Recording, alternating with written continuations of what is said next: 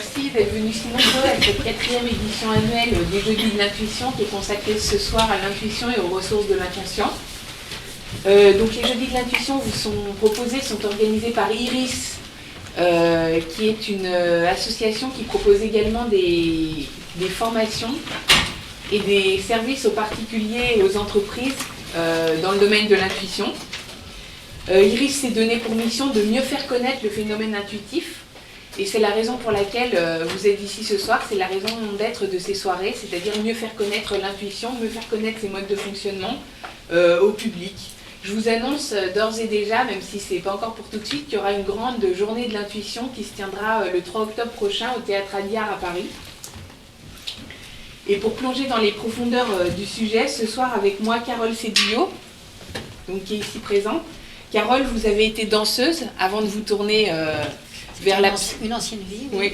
Avant de vous tourner vers la psychologie et la psychanalyse. Vous êtes spécialiste de Carl Gustav Jung. Vous avez fondé en 1983 Astre Évolution, Symbole et Psyché à Paris. Vous êtes également directrice d'une collection jungienne chez Dervy. Et vous avez vous-même publié très exactement, parce que vous m'avez précisé ça bien fortement la dernière fois, 17 ouvrages.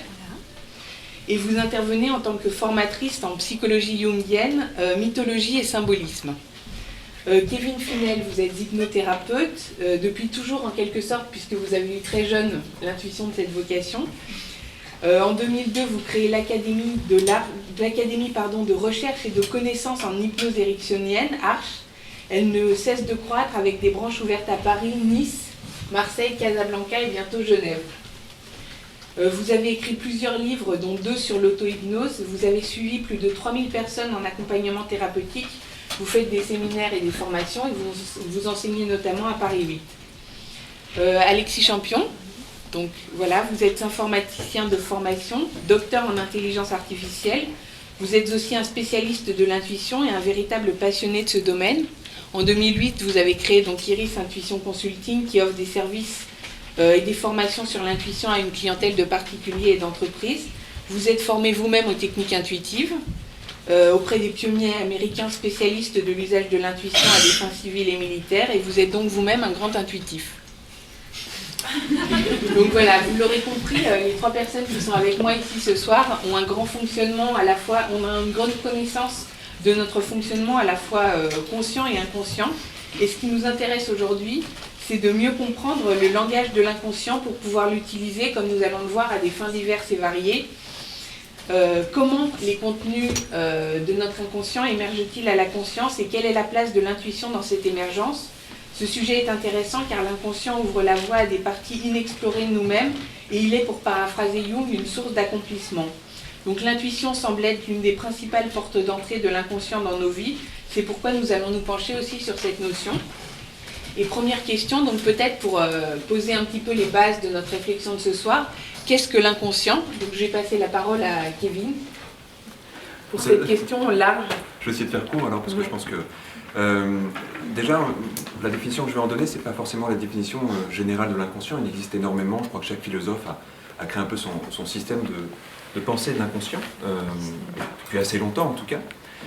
Mais si je prends le point de vue de l'hypnose, en tout cas, si je prends le point de vue de cette matière-là, on va penser que l'inconscient, c'est ce qui nous échappe, tout simplement. On va dire que c'est le non-conscient. Alors ça repose une autre question, c'est qu'est-ce que la conscience? On ne sait toujours pas très bien ce que c'est non plus. Donc c'est vrai que ça ne fait pas beaucoup avancer de savoir que c'est ce qui n'est pas conscient. Mais en même temps, c'est une définition qui est intéressante parce que on peut se poser en permanence la question de ce qui vient à notre esprit et puis de ce qui ne parvient pas à notre esprit. Et on peut même se demander, quand quelque chose vient à notre esprit, si ça y vient directement ou si ça a été déformé par plein de prismes inconscients. Et on se doute, et puis on comprend de plus en plus qu'il y a plein de prismes inconscients qui viennent déformer l'information, qui viennent la transformer, qui viennent la modifier. Donc on pourrait dire qu'on capte énormément d'informations, qu'il y a un tri d'informations, mais peut-être que ce tri-là, il est une partie de ce qu'on appelle l'inconscient, et qu'ensuite il y a la conscience qui vient peut-être mettre une pensée, mettre une analyse sur tout ça. Pour nous, en tout cas, en hypnose, l'inconscient regroupe aussi bien les fonctionnements du corps, le physique, le système immunitaire, le système digestif, tous les systèmes du corps. Ils sont non conscients dans le sens où je peux avoir conscience de ma respiration, je peux la moduler un petit peu, mais je ne peux pas forcément la conscientiser en permanence, ni conscientiser tout ce qui se passe dans mon corps en permanence. C'est aussi notre mémoire, on sait qu'elle est brassée par l'inconscient, peut-être même recréée par l'inconscient, certains disent. et notre imagination aussi. Donc ça regroupe énormément de choses, en tout cas l'inconscient pour nous. Et nos croyances? Et nos croyances, évidemment, oui, le résultat de tout ça, c'est peut-être une vision particulière du monde qui est générée par notre inconscient, et que le conscient tente de s'approprier, peut-être que c'est ça qu'on appelle l'identité, mais derrière, en tout cas, tout un travail inconscient qui se crée, oui. Carole, je me tourne vers vous. Qu'est-ce que Jung avait à nous dire? Alors ça serait le sujet d'un livre, d'une thèse de 1000 pages également, mais qu'est-ce que Jung aurait à nous dire sur l'inconscient? Je vais démarrer de cette manière. Quand Jung parle de l'inconscient, il nous dit que c'est une aventure en terre inconnue. Alors quand vous entendez en terre inconnue, donc en terre inconnue, mais ça peut être aussi en terrain connu. Donc pour Jung, il y a quelque chose qui va nous mettre en relation avec ces deux choses. Une ne va pas en exclure une autre. Qu'est-ce que l'inconscient quand il est en terre inconnue? Alors si on prend une définition basique avant de revenir sur celle spécifique de Jung, ça va être en terre inconnue tout ce qu'on ne sait pas de nous, d'une manière, tout ce qui est ignoré, tout ce qui est refoulé, tout ce qui est négatif, tout ce qui est mauvais, c'est ce qui est véhiculé en règle générale. Et Kevin a bien dit qu'effectivement, en fonction des écoles, des esprits, des philosophes, des psychologues, cet inconscient va avoir des modalités différentes. Mais c'est surtout ce que l'on entend. Et la différence avec Jung, c'est que, d'abord, tout de suite, ce qui est important, c'est que Jung nous dit d'entrée que notre inconscient ne nous veut aucun mal. Donc c'est déjà plutôt rassurant d'aller justement à débusquer ce que l'on ne sait pas de nous, ce qui est inconscient, donc ce qui est ignoré, ce qui nous appartient, mais finalement dont on n'a peut-être pas encore on n'a pas mis de nom là-dessus. Et puis, là où il va y avoir effectivement une grande avancée justement dans le cheminement de Jung, c'est qu'il va aller au-delà d'un inconscient qui serait simplement unique, personnel, mon petit inconscient à moi. Et dans tous ses travaux, avec les recherches qu'il a faites, il va beaucoup plus loin que notre propre dimension personnelle et il crée donc ce que l'on appelle cet inconscient collectif, c'est-à-dire quelque chose qui va nous permettre de dépasser, d'aller au-delà et plus loin que nous-mêmes. Donc, dans cet inconscient collectif, il va y avoir ce que lui nomme, et ça on ne va pas le développer, ce n'est pas le propos de ce soir, ce qu'il nomme les archétypes, c'est-à-dire des modèles universels, des schémas universels auxquels chacun d'entre nous va pouvoir se relier. Et justement, dans cet inconscient, il va mettre l'ombre. Alors l'ombre, effectivement, ça peut nous inquiéter, ça peut nous faire peur, mais s'il y a l'ombre, ça veut dire que pas très loin, il doit y avoir de la lumière. Donc ça, c'est un engagement qui va nous permettre effectivement d'aller d'une manière plus courageuse dans la visite des éléments, dans les contenus de l'inconscient. Parce que certes, il va y avoir dans ces contenus des choses qui peuvent nous faire peur, nous déranger, qui peuvent nous angoisser, nous déstabiliser, mais en même temps se relier à la définition de l'inconscient de Jung, c'est plutôt rassurant parce qu'on risque de trouver aussi de la lumière, c'est-à-dire quelque chose que l'on peut nommer comme telle la part belle de l'individu, mais on ne la connaît pas. Elle n'a pas encore, pour des raisons peut-être diverses et variées, elle n'est pas là, elle n'a pas émergé, justement, elle est toujours dans l'ombre. Mais pour autant, elle est présente. Donc, aller justement dans cette aventure-là, de s'avancer en terre inconnue, mais malgré tout, il y a du terrain connu qui existe.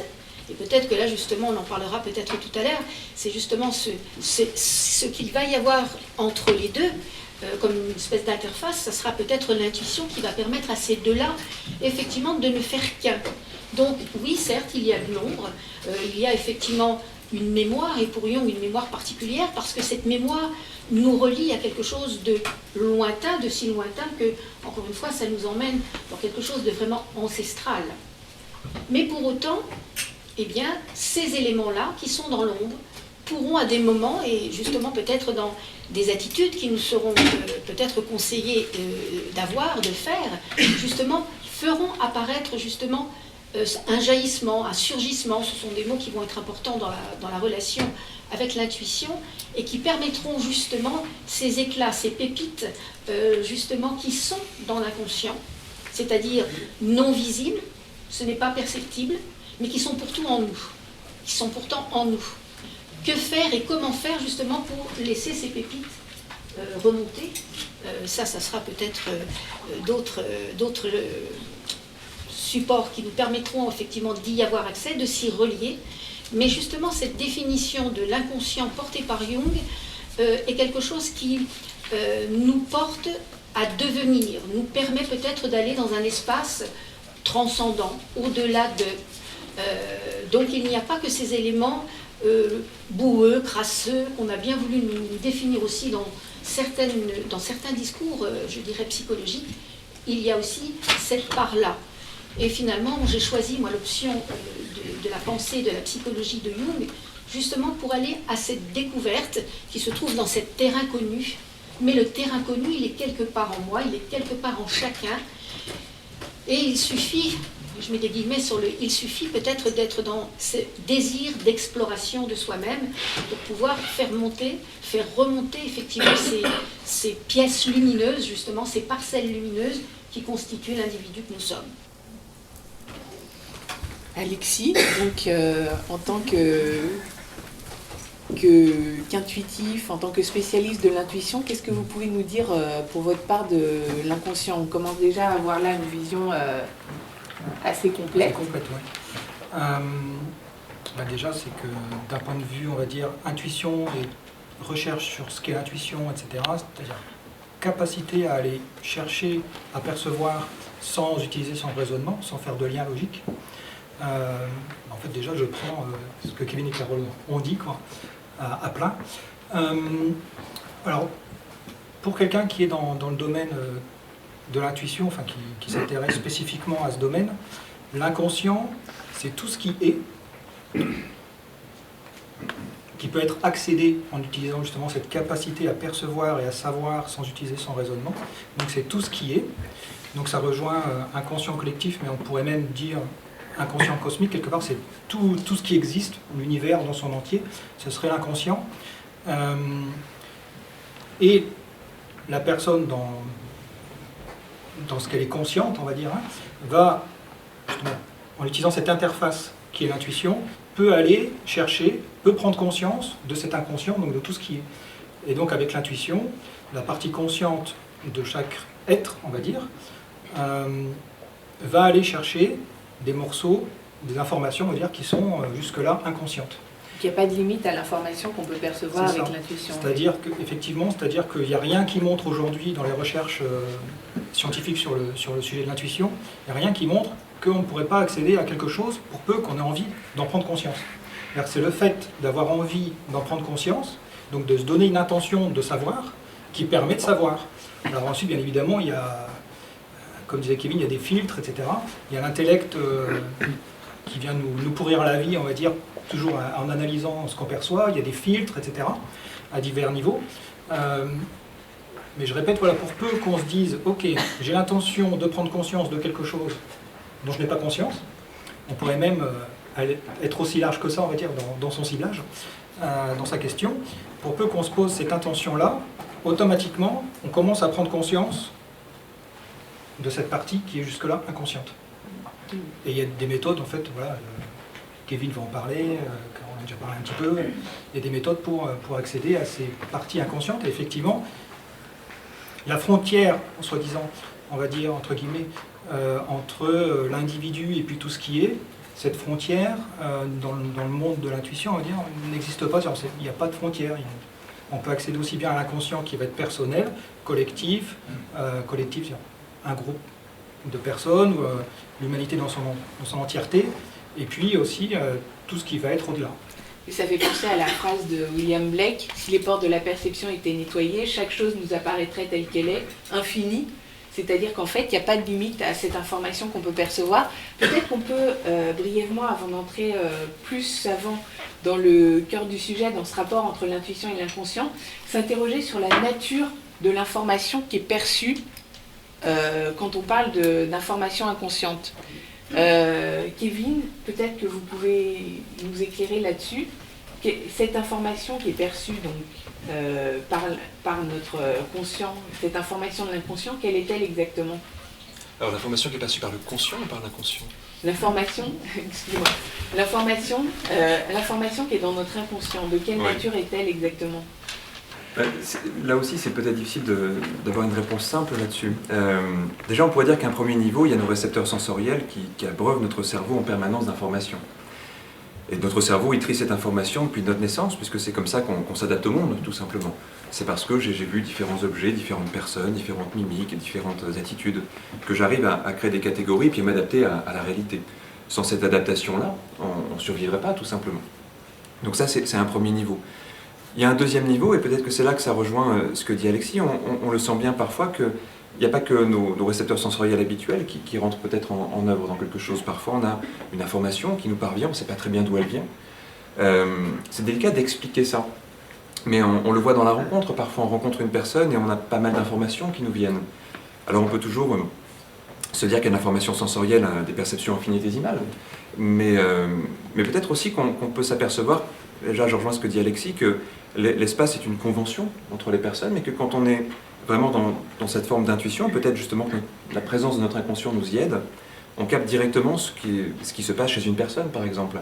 On le voit chez pas mal de thérapeutes qui parfois ont la bonne intuition, la bonne métaphore au bon moment, qui vont sortir la bonne question, qui va tout de suite faire mouche pour quelqu'un. Alors évidemment, plus le thérapeute est expérimenté, plus il va vite vers ça. On peut se demander s'il a simplement vu beaucoup de choses et enregistré beaucoup de choses, ou si simplement il s'est habitué à couper un petit peu son mental et à laisser d'autres perceptions venir à lui. Peut-être qu'il y a un mélange des deux. Peut-être qu'il y a d'un côté cette perception sensorielle pure, ce que voient mes yeux, ce qu'entendent mes oreilles, etc. Peut-être qu'il y a aussi autre chose qui nous parvient quelquefois. Et je trouve que le mot intuition regroupe bien l'ensemble de tout ça. Ce qui nous intéresse très souvent, c'est comment accéder à ça. Là aussi, si je prends l'exemple de l'hypnose, je pense qu'on met les gens sous hypnose pour qu'ils réaccèdent à eux-mêmes, pour qu'ils se rappellent d'eux-mêmes. C'est-à-dire qu'ils retrouvent leur intuition d'eux-mêmes. Et quand on utilise l'hypnose, c'est justement pour couper ce mental qui aurait tendance à essayer de trop canaliser les ressources du conscient et les ressources sensorielles, et peut-être l'écarter, le mettre de côté pour qu'on puisse accéder à quelque chose d'un peu plus profond, peut-être d'un peu plus vrai aussi, peut-être d'un peu plus direct. Mais est-ce que dans ce contenu conscient, justement, dans ce contenu qu'on essaye d'accéder avec l'hypnose, est-ce qu'il y a plus que notre vécu? J'ai pas forcément non plus une réponse très totale là-dessus. Je pense que oui. En tout cas, on le perçoit très souvent, c'est qu'il y a des choses, là encore, quand on rencontre une personne qu'on n'est pas censé savoir sur cette personne-là, mais qui nous viennent. Alors est-ce qu'elle l'exprime par son corps? On pourrait dire qu'en permanence, on exprime par notre corps énormément de choses. On peut lire sur un visage. Quand on sait lire sur un visage, on le lit presque autant qu'on pourrait lire un livre, parce que le regard nous raconte beaucoup de choses, parce que les attitudes nous racontent beaucoup de choses. Mais il y a aussi des intuitions qui vont, je pense, un peu plus loin que ça. Parfois, en travaillant avec des personnes, on a l'intuition de ce qui se passe dans leur entourage, on a l'intuition de ce qui se passe, de ce qui s'est passé dans leur passé, ou de ce qu'elles sont en train de vivre, ou de ce qu'elles se préparent à vivre. Je ne pense pas que le corps n'exprime tout ça à chaque instant. Je pense qu'il y a autre chose qui exprime aussi l'information. Il me semble en tout cas qu'il y a ce que Freud, entre autres, appelait la communication d'inconscient à inconscient, qui se crée, qui ne passe pas, à mon avis, que par du sensoriel. Il y a une connexion qui peut se créer entre deux personnes. Et je pense qu'après, il y a des choses qui favorisent cette connexion-là. Et il y a des états, tout simplement, qui favorisent cette connexion-là. Carole, quand on parle de la nature de l'information à laquelle on accède, donc vous avez parlé un petit peu des archétypes. Oui. Alors là, je vais reprendre comment Jung est arrivé justement à définir pour lui ce qu'était l'intuition. Alors il va faire référence à deux grands philosophes grecs, Platon et Épicure. Et Platon dit qu'effectivement, l'information par rapport à l'intuition vient de l'âme. Et Épicure va dire non, l'information est indépendante de cela et vient du corps. Et que fait Jung dans cette lecture, là aussi où j'ai pris un raccourci, il va en exclure aucune de ces possibilités et justement il va mettre en relation justement eh bien, quelque chose qui est de l'ordre de l'âme. L'âme pour Jung n'a rien à voir avec une connotation d'une religion, hein, comme vous le savez. C'est quelque chose qui met en relation avec le religieux, qui porte et qui transporte l'individu, donc il n'a aucune connexion, je dirais, avec quelque chose qui va l'enfermer, mais c'est la relation au sacré. Mais en même temps, Jung ne reste pas figé sur cette... en disant, oui, l'intuition, c'est un message de l'âme. Maintenant, pour autant, il faut définir qu'est-ce que l'âme. Et pour Jung, l'âme, c'est cette force de vie qui anime l'individu. Mais en même temps, il ne laisse pas le corps de côté, puisqu'il va aussi entendre et écouter ce que dit Épicure, que non, l'information va venir du corps. C'est-à-dire que l'intuition, je ne sais pas ce qui se passe, il y a quelque chose qui se passe, et qui est-ce qui me le dit? C'est mon corps. Parce que j'ai une boule ici, je ne peux plus respirer, j'ai des sueurs froides, chaudes, je suis tétanisée. Donc mon corps vient me signaler qu'il se passe quelque chose, mais je n'ai pas encore capté le message. Donc Jung va justement œuvrer avec ces deux opposés, hein, ça aussi c'est un grand fondement de la pensée de Jung, les opposés qui ne sont pas des contradictions, qui ne sont pas contradictoires, mais qu'il va falloir effectivement tenir pour aller vers la création. Donc, qu'est-ce qui se passe à cet instant qui fait que quelque chose se passe que je ne peux pas nommer, mais que mon corps vient mettre je dirais, en acte. Voilà, donc pour Jung, c'est dans les deux. Pour Jung, alors c'est intéressant par rapport à ce qu'Alexis disait, alors est-ce que c'est une contradiction ou c'est une proposition différente? Jung ne dit pas que voilà, dans 3 secondes, je vais avoir une intuition. Non, je ne le décide pas d'une manière consciente, mais si j'adopte une attitude, un certain état, je vais favoriser à ce que peut-être une intuition arrive. Mais pour lui, ça n'est pas quelque chose qui survient avec la volonté volontaire, c'est-à-dire je le décide. Non, je dois me rendre disponible justement à cette fonction qui est une fonction message, qui est une fonction, pour Jung, il le dit, il l'explique, il dit si je dois l'expliquer d'où ça vient, je ne saurais pas le dire. Mais en même temps, il fait cette reliance justement de ce qui est cette partie sacrée et de ce qui est cette partie plus incarnée. Et que ça se jouerait, en tout cas dans ce que lui il propose, dans une espèce de dynamisation des deux, de partenariat des deux, c'est-à-dire, un mot important dans la pensée de Jung, c'est comment avoir accès à notre totalité et ne pas se séparer. Je ne me sépare pas de mon âme, je ne me sépare pas de mon corps et je suis entier. Oui, là, il y a quelque chose de fondamentalement différent parce que pour Alexis, je pense, l'intuition peut être convoquée à tout moment et c'est le conscient qui active en fait les ressources inconscientes. Alors, oui. Si je peux... Oui. Disons qu'il y a les deux aspects. C'est-à-dire que là, on sait que l'intuition fonctionne tout le temps. Notamment l'intuition physiologique, c'est-à-dire les perceptions du corps, ça fonctionne tout le temps. Il y a il y a des centaines de travaux qui montrent ça. C'est-à-dire que notre corps perçoit des choses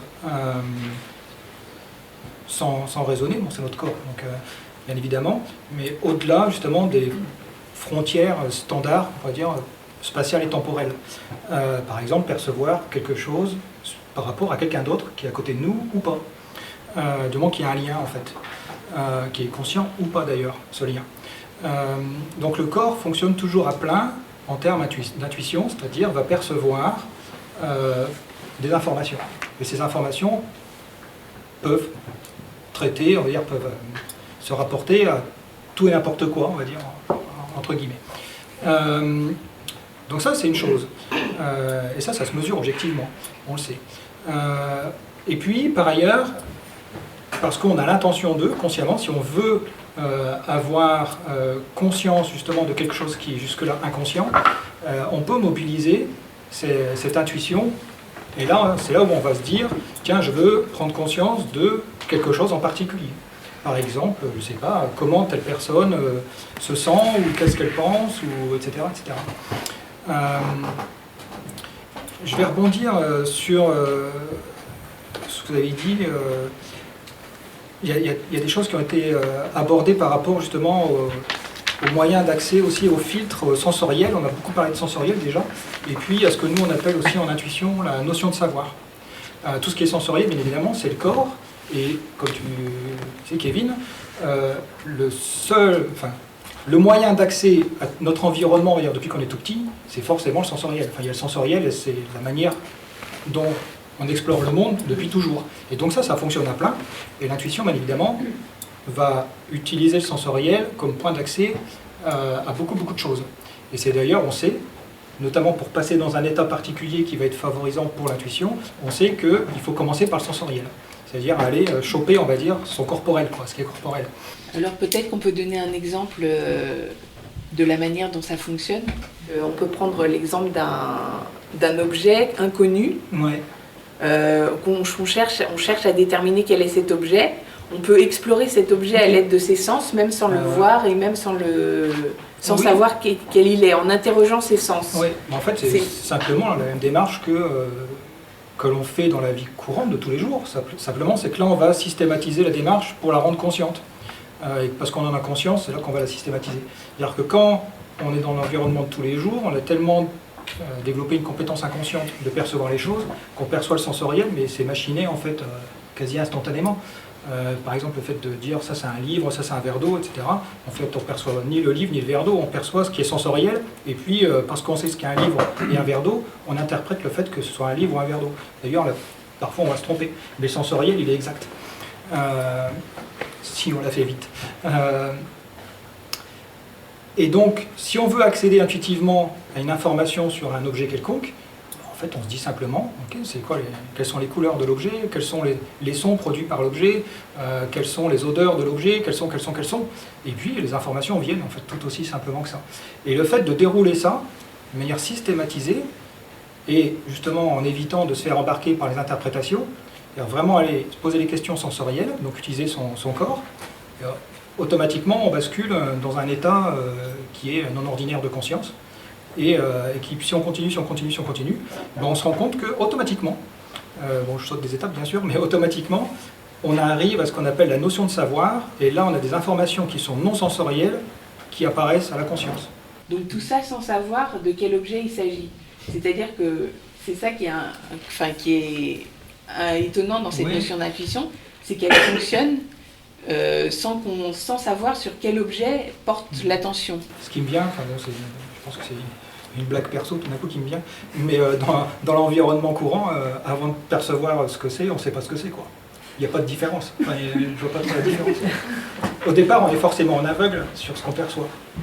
Parce que là, ce que vous dites, c'est que intuitivement, si on veut explorer intuitivement quelque chose, c'est mieux de ne rien savoir dessus. Parce qu'automatiquement, l'intellect, dès qu'on va avoir une information, on va broder, quoi. Donc ce qu'on fait pour savoir quelque chose intuitivement, c'est qu'on se met en aveugle. Ça vient des expériences scientifiques, on est forcément en aveugle. Et on se rend compte, mais ce truc marche quand même, quoi. Même si on ne sait rien, ça marche.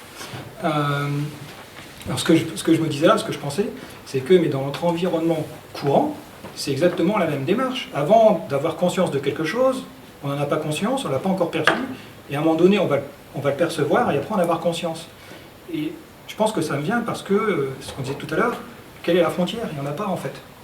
Pourquoi s'étonner, je me marre tout seul, hein, quelque part, désolé peut-être, mais pourquoi s'étonner de percevoir quelque chose dont on ne sait rien au départ, alors que finalement c'est le cas pour tout ce qu'on perçoit au départ.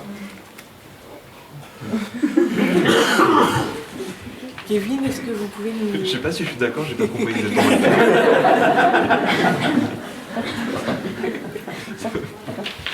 Excuse-moi. Est-ce que vous pouvez nous dire un petit peu de quelle manière on utilise les sens en hypnose pour accéder justement à l'inconscient? En fait, on essaie de ne pas les utiliser pour accéder à l'inconscient, quelque part. C'est-à-dire qu'il y a plein de manières d'accéder à l'inconscient, et en hypnose, on a essayé de répertorier les manières les plus simples pour apprendre aux gens à accéder à leur inconscient. C'est même un des buts de l'hypnose, hein, c'est d'amener les gens à sortir de la conscience et puis à rentrer dans l'exploration, comme vous disiez tout à l'heure, de cette partie de nous-mêmes. Et parmi ces techniques-là, la plupart se basent sur une forme de saturation, c'est-à-dire comment suffisamment saturer notre intellect pour qu'il puisse quelque part nous laisser la place, pour qu'il puisse s'évacuer. Je pourrais prendre des exemples tout simples qu'on connaît tous. Le choc, par exemple, nous crée une saturation. Les gens qui sont dans l'état de choc, ça peut être un choc très positif, hein, ça peut être plein de chocs différents, mais on sent qu'il y a un arrêt de la pensée, on sent que le corps est saturé par une information qu'il n'a pas prévue. L'intellect s'arrête et il y a une forme d'appréhension naturelle de la réalité. On le voit même sensoriellement. Quelqu'un qui est dans l'état de choc a les yeux écarquillés, la bouche un peu ouverte. Pour les oreilles, il ne se passe rien, mais on peut imaginer que la personne est très à l'écoute. Comme si tous ses sens essayaient de capter mieux l'information dans l'état de choc. Et on sait qu'il y a un état modifié de conscience, évidemment, à ce moment-là. Je pense aussi à d'autres moments de saturation. Quand on est dans un état de fatigue, par exemple, on a tendance à avoir ces petits moments de déconnexion où on décroche et où on sent qu'on ne se colle plus tout à fait de la même façon à la réalité. En fait, on essaie d'observer ça en hypnose pour se dire quels sont les états naturels qui nous poussent à aller vers notre inconscient. Et une des techniques qui permet d'accéder à l'inconscient consiste à brouiller l'utilisation de nos sens.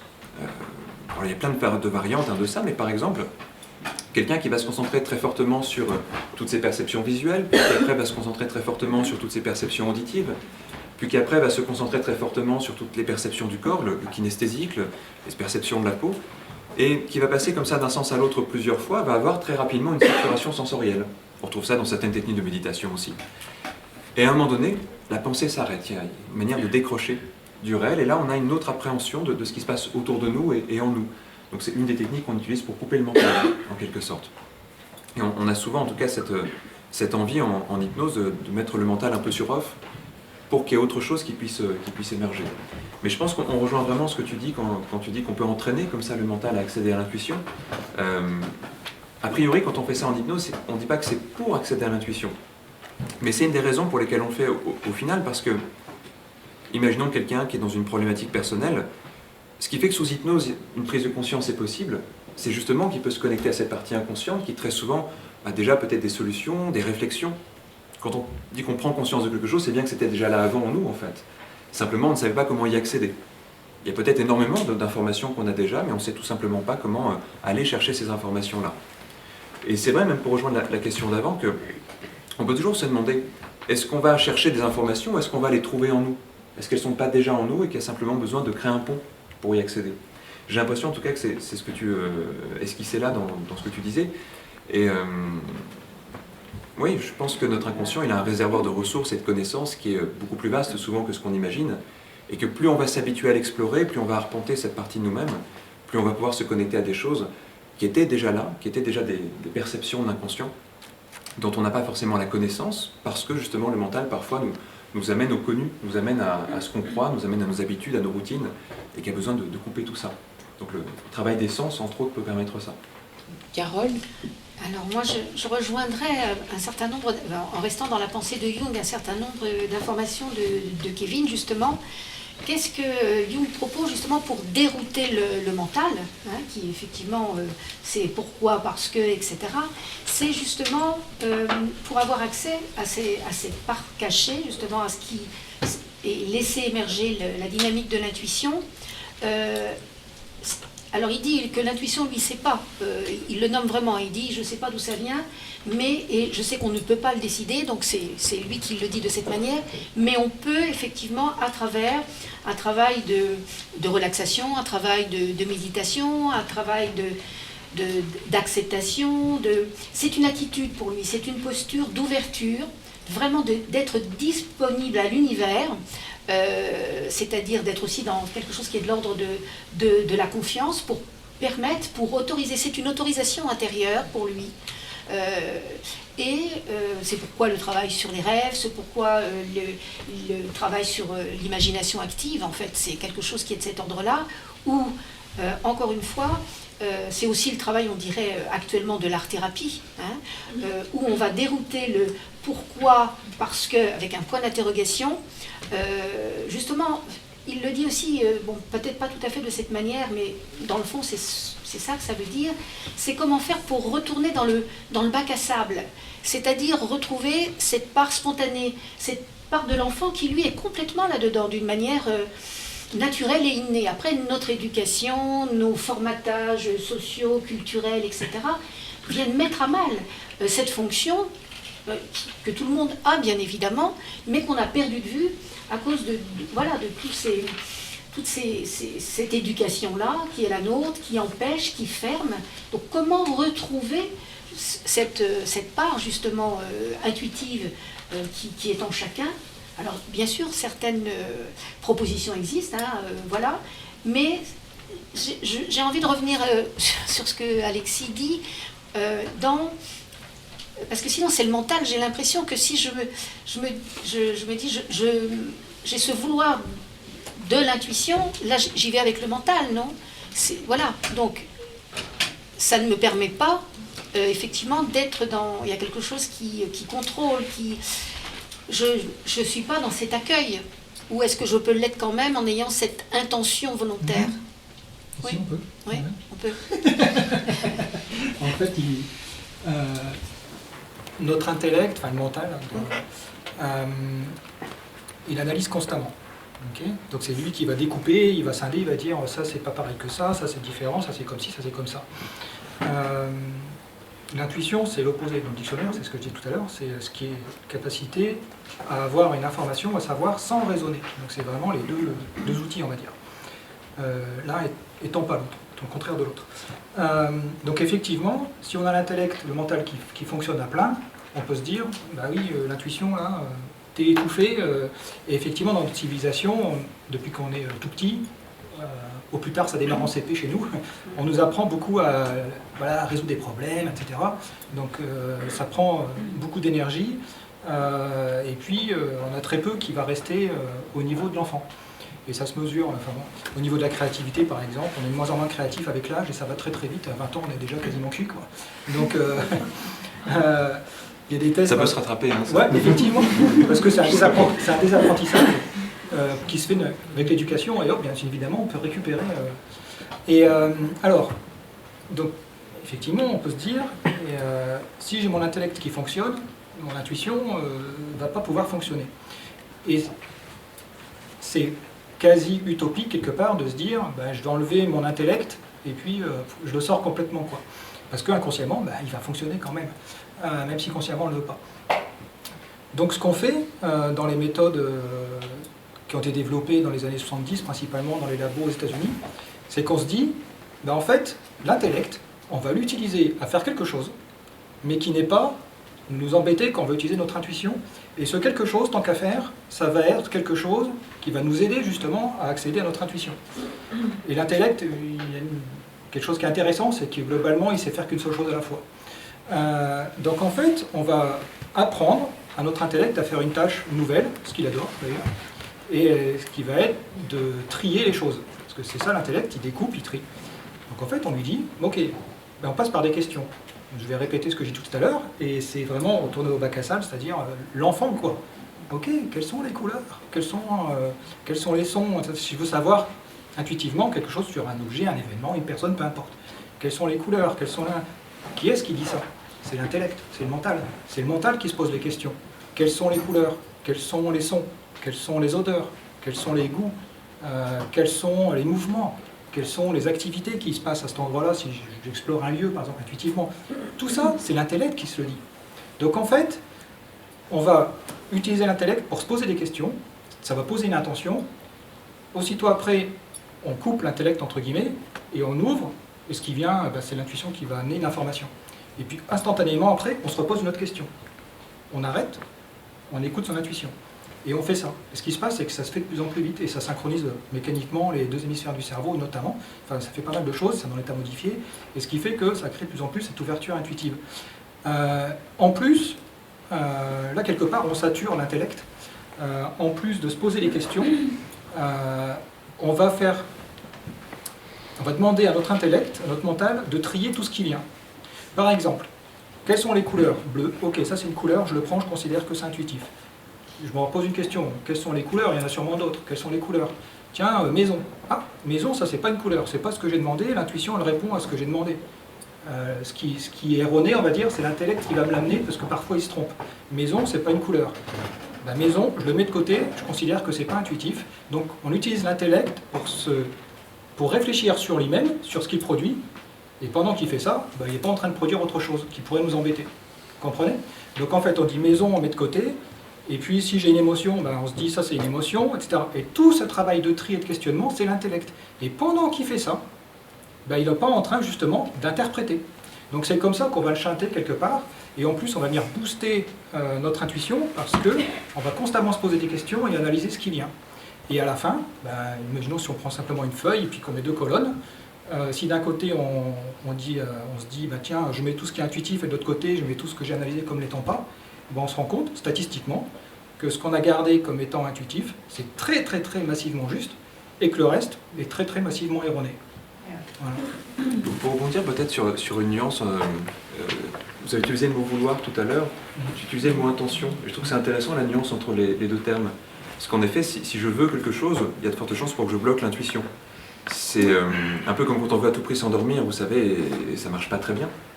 Par contre, on peut avoir l'intention de s'endormir, penser à autre chose et laisser notre corps faire ce qu'il sait très très bien faire, et là on se reconnecte à une intuition plus forte de ce qu'on doit faire, de ce qui doit se passer en nous. Et c'est souvent ça qui est problématique. Je pense que quand les personnes quelquevefois essayent de travailler leur intuition, elles sont beaucoup dans le vouloir. J'aimerais avoir une information sur quelque chose, je voudrais savoir quelque chose.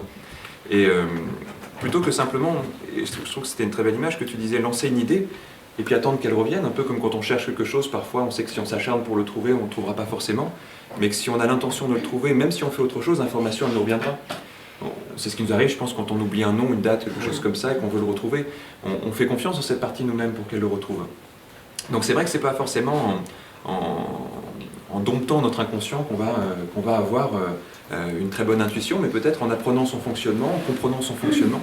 En lui parlant, oui. parce que vous lui parlez dans le livre que vous avez écrit sur l'auto-hypnose, où on s'adresse en permanence à son inconscient et on lui donne des directives en fait. C'est une métaphore, hein, évidemment, c'est à nous-mêmes qu'on parle.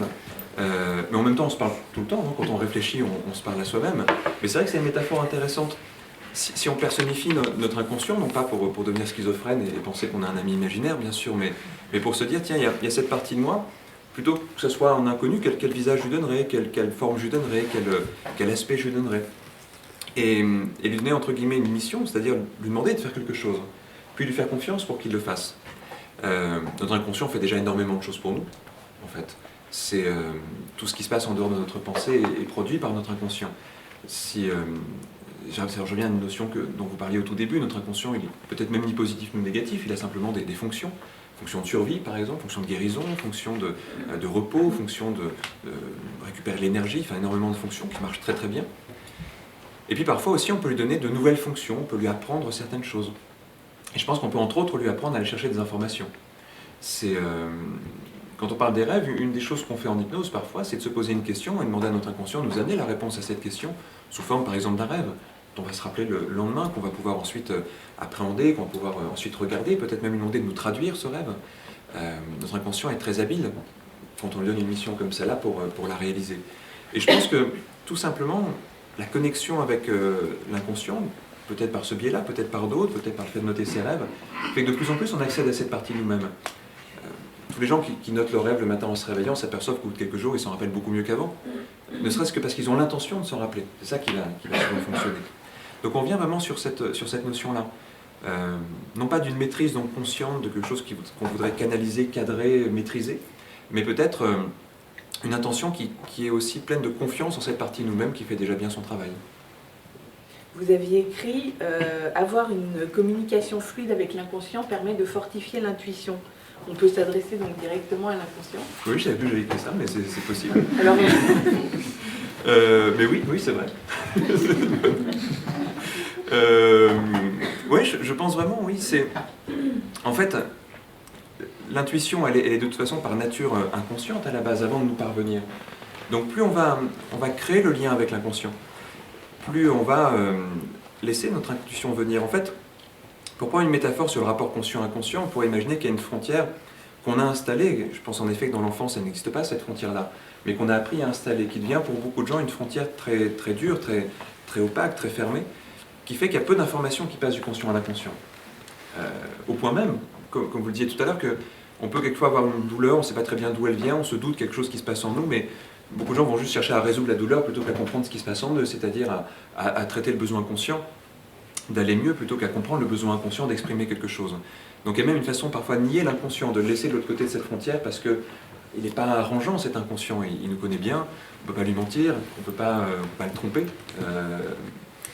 Donc cet inconscient, il n'est pas toujours facile à appréhender. En même temps, si on commence à dépasser cette frontière régulièrement, si on commence à recréer un chemin qui relie les deux, je pense que ce chemin il s'élargit de plus en plus et qu'ensuite il y a de l'information qui passe vraiment dans les deux sens.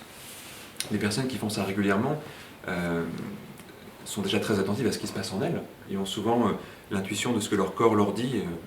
Je pense même qu'on peut quelquefois, quand on voit des personnes par exemple, je prends un exemple tout simple, mais des gens qui ont des migraines régulières parfois et qui sentent pas ce qui a pu provoquer ça chez eux, une tension, un désir non résolu, quelque chose comme ça. On pourrait en avoir l'intuition avant de ce que notre corps est en train de nous dire, l'écouter parfois, pour faire ce qu'il peut nous amener à faire. Et ça, c'est une connexion qu'on va pouvoir créer avec le temps. Et puis je pense aussi dans nos rencontres, il y a quelque chose qu'on connaît tous, mais on entend très souvent des gens dire ah ça je le savais. Non, mais c'était pas rationnel, donc je l'ai pas écouté. Mais je le savais. J'aurais dû écouter mon intuition.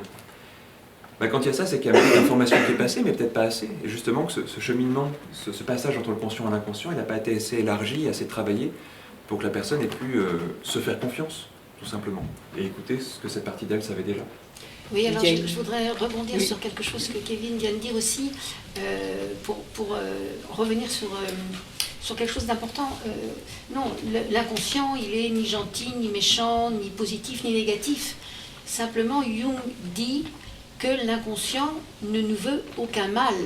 C'est-à-dire, tout simplement pour mettre en visibilité en quoi il est nécessaire, il est positif, pour qu'on puisse effectivement cheminer avec lui et aller au-delà d'eux. Mais il n'a pas de connotation, il ne nous en veut pas particulièrement, ni quoi que ce soit. Même si, justement, ce qui, quelquefois, peut surgir de l'inconscient, ce qu'il appelle, lui, les irruptions de l'inconscient, peut être, effectivement, des choses difficiles, etc.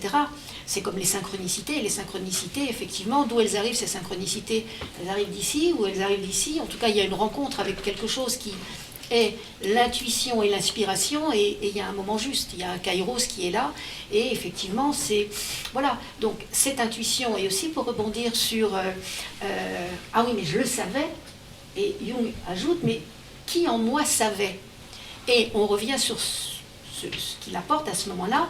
Pour lui, ce qui sait, S-A-I-T, en nous, hein, nous on peut se demander, mais qui sait, c'est apostrophe E-S-T, pour lui c'est cette force du sacré en nous.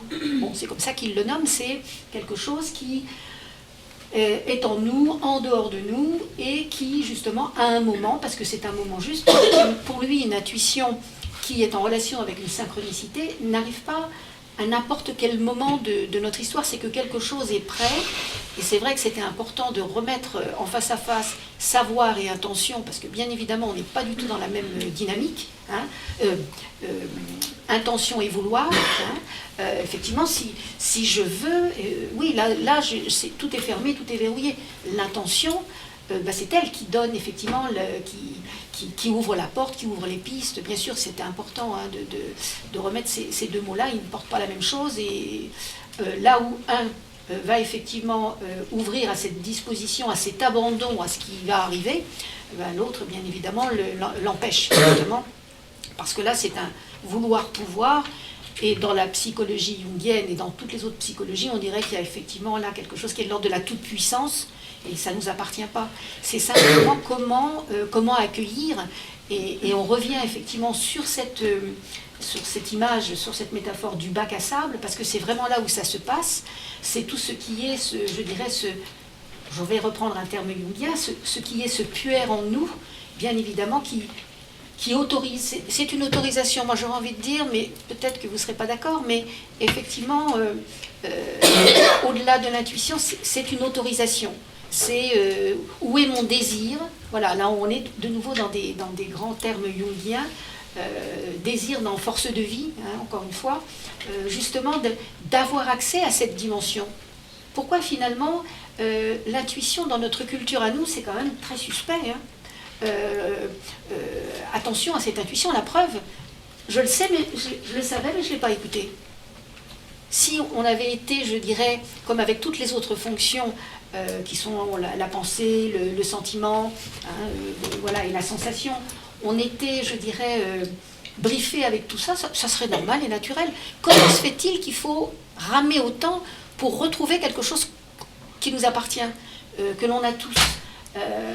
Voilà, c'est qu'on est aussi dans cette culture où attention, intuition, danger, c'est voilà.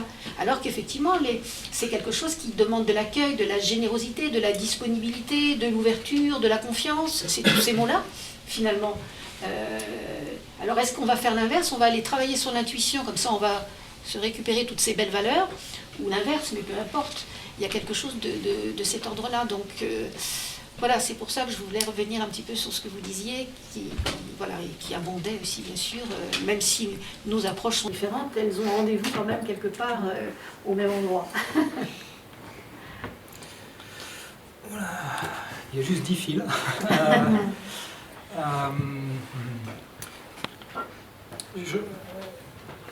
Je vais revenir sur l'intention, et puis, parce que voilà, c'est voilà, le vouloir, etc. Et puis les attentes qu'on peut avoir, etc. Parce que, enfin, ce qu'on observe avec l'intuition, et je pense que on peut généraliser ça à tout probablement, c'est l'intention qui fait que, et voilà, quand on peut demander mais comment ça marche, ceci, cela, comment ça marche, comment je lève mon bras, parce que je lève parce que j'ai l'intention de le lever, quoi. Et parce que j'ai confiance, j'ai une certitude absolue que je vais lever ce bras. Et c'est pour ça que je le lève. Si j'avais un doute, bon, ben, l'intuition c'est la même chose. Le fait d'avoir l'intention de prendre conscience quelque chose intuitivement, et d'avoir juste cette intention, c'est suffisant et c'est nécessaire et suffisant. Si j'avais une attente quelconque, par exemple le fait de dire je veux, c'est qu'il y a une attente quelque part. Si j'ai une attente, ça veut dire que je manque de confiance, ma confiance n'est pas absolue par rapport à l'intention que j'ai. Parce que si l'intention qu'on émet chacun, qu'on veut faire quelque chose, dans le sens, on va dire, plus basique du terme, dès qu'on émet une intention, ça se fait, normalement. C'est dès qu'on va douter que là, on va avoir des attentes d'une manière ou d'une autre, ça peut être des attentes positives, négatives, etc. Mais dès qu'on va avoir une attente, ça veut dire qu'on remet en question l'intention qu'on vient de poser. Et automatiquement, ça veut dire qu'on émet une intention qui est autre. Donc automatiquement, l'intention qu'on va avoir au bout du compte, c'est pas l'intention de départ. Voilà. Donc et comme l'intuition, c'est qu'une histoire de pensée, quelque part, et penser avec soi-même, en lien avec tout ce qui est mais à l'intérieur de soi, une pensée qui est émise, si aussitôt, avant ou pendant ou après, on a une autre pensée qui est émise, ben, la pensée première, entre guillemets, c'est pas celle qui va amener l'action, quoi. Une intention, c'est une pensée dirigée dans un but donné, une action. Donc si on veut une action, ben, il suffit simplement de penser à ce qu'on souhaite, c'est suffisant. Dès qu'on va rajouter quelque chose d'autre, ça ne marche plus pareil. Bon, voilà, c'était un fil. Il reste 9. Ah si, je peux rajouter quelque chose? Ben oui. Moi la parole après. Je voudrais rebondir sur ce que disait Carole sur le fait que dans notre culture, on est beaucoup dans l'intellect, etc. Et en tant que, ayant passé 12 ans dans l'informatique, etc., c'était que l'intellect, les ordinateurs ne savent que raisonner en fait. Ce qui, soit dit en passant, contrairement, ça c'est mon opinion personnelle, l'informaticien, contrairement à ce qu'on peut entendre de plus en plus dans notre civilisation, laisse beaucoup de latitude à l'être humain. Okay. Un ordinateur n'a pas d'intuition. Beaucoup d'attitude à quoi? Pardon, je parlais plus fort. Beaucoup de latitude à l'être humain. Puisque l'être humain n'a pas qu'un seul outil. L'être humain n'est pas que dans le raisonnement. L'ordinateur n'est que dans le raisonnement. Okay. Ce qu'on vit en ce moment dans notre civilisation, enfin, occidentale, etc., enfin, suite à Descartes et autres, enfin, c'est une histoire, c'est juste un épiphénomène dans l'histoire de l'humanité. Hein. C'est-à-dire que c'est tout petit. On est plongé dedans à fond, ce que disait Carole, ah mais l'intuition, attention, bout, machin. Mais ça, c'est juste un épiphénomène qui va automatiquement disparaître, et ça c'est mon opinion aussi, puisque de toute manière, on a cette intuition qui est en nous et qui fonctionne à plein tout le temps. Donc même si on met une cocotte minute, le couvercle dessus, de toute manière, ça sort. Et d'ailleurs, c'est là où on peut rejoindre des problématiques d'ordre psychologique, etc. C'est que vu qu'on dans notre civilisation, on ferme la cocotte minute à fond, ça explose parfois. Voilà. Donc, épiphénomène, c'est ça que je voulais dire, c'était le deuxième fil. Alors si on peut ainsi explorer à la fois soi-même et le monde, quel est finalement l'objectif de cette fonction inconsciente? Oh, il y en a énormément.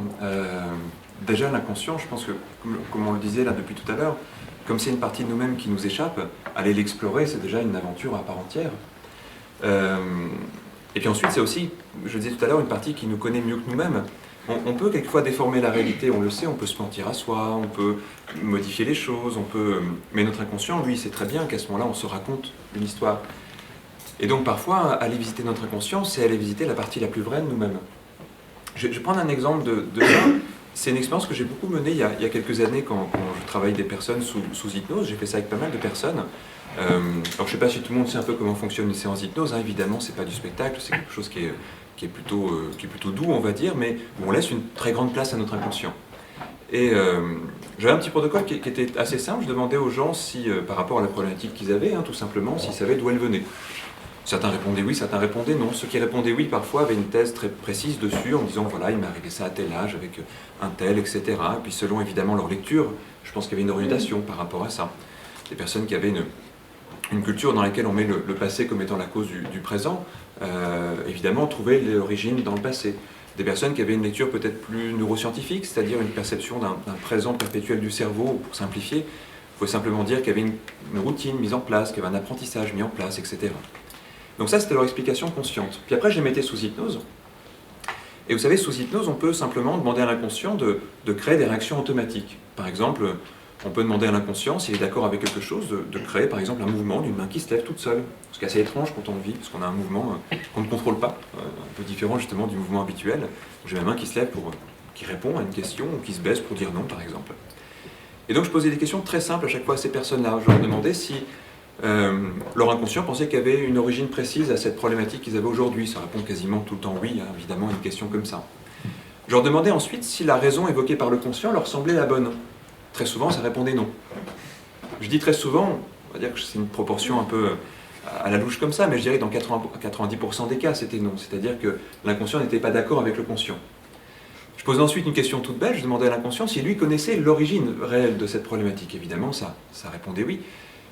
Et je demandais à l'inconscient s'il était d'accord pour simplement l'écrire. À ce moment-là, on fait ce qu'on appelle l'écriture automatique. C'est un procédé assez simple, la personne a les yeux fermés. Et puis elle se met à écrire des mots, il faut l'entraîner un peu parfois, c'est pas toujours lisible tout le temps, tout de suite. Mais au bout d'un moment, il y a des mots qui émergent, des phrases qui émergent. Et donc l'inconscient livrait comme ça, quelquefois en quelques mots, quelquefois des pages entières, les raisons de la problématique. Alors j'ai arrêté cette expérience au bout d'un moment parce que déjà ça ne servait pas à grand chose, que les gens apprennent apparemment la raison de leur problématique, ça ne changeait pas grand chose dans leur vie. Certains refusaient de lire ce qui s'était écrit sur la feuille, c'est très intéressant. Comme quoi, et ça rejoint un petit peu cette idée, si on n'est pas prêt à accueillir quelque chose, je pense que notre inconscient pourrait nous donner la chose la plus importante du monde, peut-être qu'on ne l'écouterait pas. Mais c'est une expérience assez étonnante pour la plupart des gens, en tout cas déjà d'avoir senti que leur inconscient écrivait quelque chose et qu'il était une réponse. Et je me rappelle d'une personne qui à un moment donné a rouvert les yeux, a vu ce qu'il y avait marqué sur la feuille de papier, est devenue blanche, rouge, est passée par plein d'émotions, a froissé la feuille de papier en le mettant à la poubelle comme ça, en disant « écoutez, je suis pas d'accord ». Donc je pense que le conscient peut se mentir à lui-même, si je reviens à ce que je disais au début. Et donc, explorer notre inconscient, c'est aller vers cette intuition. Je pense qu'on a déjà toutes les réponses en nous, en fait. Ce que m'a montré cette expérience, c'est que la plupart des gens écrivaient plein de choses hyper intéressantes à ce moment-là. Je ne me permettais pas toujours de lire, parce que des fois, les gens même couvraient un peu la feuille pour bien montrer que c'était vraiment pour eux ce qu'ils écrivaient à ce moment-là. C'est très étonnant de voir quelqu'un qui découvre ce qu'il a lu, parce que ça veut dire que quelque chose s'est fait. Un acte très conscient, qui est celui d'écrire, c'est fait là de façon complètement inconsciente et que les personnes l'apprennent en se réveillant, c'est assez étonnant de voir ça. Mais ça veut bien dire que l'information est là, mais qu'elle est là à un autre niveau. Et surtout, on pourrait se dire, quand on observe quelque chose comme ça, que c'est vraiment dommage de ne pas avoir ce lien en permanence avec notre inconscient. Et je pense que tout simplement, apprendre à écouter son intuition, c'est faire qu'un avec son inconscient, c'est-à-dire enlever cette frontière dont je parlais tout à l'heure et réunifier les choses. Je pense qu'à la base, c'est unifier de toute façon tout ça. C'est une modalité de vie moderne, en effet, que de séparer les choses. Ça peut avoir des aspects pratiques parfois, mais on le sait de toute façon. Quand on a une chose qui nous vient, quand notre inconscient nous communique quelque chose, même si on ne veut pas l'entendre, c'est là, comme ces personnes qui écrivaient sur le bout de papier, qu'elles le lisent ou pas ne changeait rien, au fond, pour ces personnes-là. Quelque chose en elles savait très bien ce qui avait été écrit sur cette feuille de papier. Qu'elles l'acceptent ou non ne changeait rien non plus. Donc je pense que ça montre simplement qu'il y a une difficulté à prendre les choses. Ça rejoint ce que disait Carole tout à l'heure, c'est notre inconscient, il a beau être sans doute très très positif, parfois il est un peu dérangeant justement parce qu'il est plein de choses qu'on ne voit pas d'habitude, qu'on ne connaît pas sur nous. J'ai une question. Quand vous parlez d'intuition, j'ai entendu beaucoup d'informations depuis tout à l'heure. J'ai l'impression qu'il y a deux niveaux. Un niveau, il y a de l'intuition à propos de soi-même, qui est accessible, qui me paraît logique. Et aussi, j'ai eu l'impression que vous parliez d'intuition, d'information à propos de choses qui ne sont pas personnelles et qui n'ont pas été connues par les capteurs sensoriels. Il me semble que vous avez parlé de ça. Du coup, je veux savoir comment ces deux choses-là sont séparées, parce que j'ai l'impression qu'elles sont réunies sous le même mot. Et voilà, je ne comprends pas tout à fait bien là, cette information. Disons que l'intuition, c'est l'outil qui permet d'accéder à ces informations. Et ce que j'ai dit tout à l'heure, c'est qu'il n'y a rien qui montre que justement il y a une séparation. C'est-à-dire qu'il n'y a rien qui montre qu'il y a une séparation entre ce qui est personnel et ce qui n'est pas personnel. Et en fait, si on pousse un peu, on peut se dire, je crois que c'est Carole qui a dit ça tout à l'heure, c'est qui je, quoi. Je, mais c'est qui en fait. Et si on utilise quand on utilise son intuition, on se rend compte que je, a priori, c'est tout ce qui est. Alors, il suffit de se dire, je veux percevoir quelque chose pour percevoir ce quelque chose et en avoir conscience. Donc tout ce qui est inconscient, que ce soit personnel ou qui appartienne à quelqu'un d'autre, l'intuition permet d'amener ça à la conscience. Donc la frontière, je ne sais pas. Et je ne sais pas qui est je non plus. Du coup, quand on parle de ça, ce dont vous parlez, on n'est plus du tout dans notre paradigme, occidental, matérialiste, moniste et cartésien. Là, on est en train de passer dans autre chose. Alors, on n'est clairement pas dans le paradigme actuel, paradigme scientifique, okay. Mais ça pousse dur. C'est-à-dire que on est ce qu'on appelle dans de l'anomalistique, enfin, c'est scientifique, c'est-à-dire que la science montre ce que je viens de dire. Il y a des milliers d'études qui montrent ça. C'est-à-dire que l'intuition peut accéder à quelque chose qui n'est pas lié à l'individu qui utilise cette intuition. Okay. Scientifiquement, c'est montré. Les protocoles sont très solides. Voilà. Par contre, c'est de l'anomalie. C'est-à-dire que ça génère des informations qui ne sont pas dans le paradigme actuel. Donc forcément, de toute façon, la science est comme ça, le paradigme il bouge constamment, quoi. Donc ce paradigme, il bouge, et puis il y a de plus en plus d'anomalies comme ça qui arrivent, qui sont générées en fait par des études, et ça commence à atteindre la médecine, la biologie, etc. Voilà, depuis quelques décennies quand même, mais voilà, encore quelques décennies peut-être à attendre, mais s'il y a quelque chose à attendre. Mais en tout cas, oui, ça me fait penser. Évitons aussi de confondre l'objet d'étude et l'outil d'étude. C'est-à-dire que souvent on va dire, oui mais l'intuition c'est pas scientifique par exemple. Ouais, je fais une petite dérive, mais la science c'est un outil purement intellectuel. La science c'est j'analyse, je découpe et tout ça. Donc on utilise notre outil intellectuel pour prendre de l'information sur le monde et comprendre le monde. Mais avec cet intellect, avec cette méthode scientifique, qui marche plutôt bien, clairement, on peut aller étudier quelque chose qui est complètement irrationnel, notamment l'intuition. Voilà. Alors parfois, je ne sais pas pourquoi je dis les choses, mais je les dis parce qu'elles viennent en fait. Tu serais intuitif? Non, en fait, j'utilise simplement la règle d'or de l'intuitif, c'est d'exprimer tout ce qu'on pense. Voilà. Et c'est simplement pour vous, un moyen pour vous donner une clé. Hein. C'est ce qu'on disait tout à l'heure. C'est tiens, j'ai une idée et puis je ne l'ai pas écoutée et puis plus tard je me dis mince, finalement j'aurais dû l'écouter. Autant l'écouter tout de suite, même si ça ne fait pas de sens a priori pour l'intellect. Mais si je me mets dans la posture, parce que c'est la posture dans laquelle je me mets ce soir, si je me mets dans la posture de l'intuitif, que l'intellect comprenne ou pas, aucune importance. C'était aussi une question par rapport aux enfants précoces, justement. Est-ce que ça veut dire que les enfants, dans cet esprit, ils ont la réponse à des questions, à des calculs, sans en fait passer par l'intellect? Ça veut dire que ces enfants-là seraient plus intuitifs, plus dans l'intuition? Posé comme ça, c'est impossible de répondre à la question, dans le sens où l'enfant pourrait être précoce intellectuellement. C'est-à-dire analyser de manière inconsciente et très rapide, jusqu'à ne pas savoir du tout que l'enfant est en train d'analyser. Donc voilà, pour savoir si c'est l'intuition qui fonctionne ou pas, il n'y a qu'une seule manière, c'est de mettre la personne en aveugle. C'est la seule manière, parce que l'intellect se nourrit de ce qui est connu, donc si on met en aveugle, l'intellect ne peut pas fonctionner.